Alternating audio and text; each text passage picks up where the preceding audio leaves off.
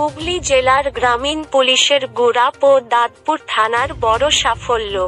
গতকাল রাত্রে হুগলি জেলা গ্রামীণ পুলিশের গুড়াপ থানা ও দাঁতপুর থানার যৌথ উদ্যোগে বেআইনিভাবে বালি পাচারের বিরুদ্ধে অভিযান চালিয়ে মোট ১৯টি চোরাই বালি ভর্তি ট্রাক ও ডাম্পার সহ চালকদের আটক এবং বাজেয়াপ্ত করা হয়।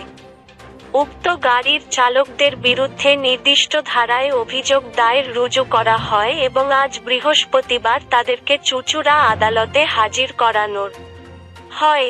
হুগলির দাঁতপুর ও গুড়াপ থেকে প্রবীর বসুর রিপোর্ট, হুগলি বার্তা।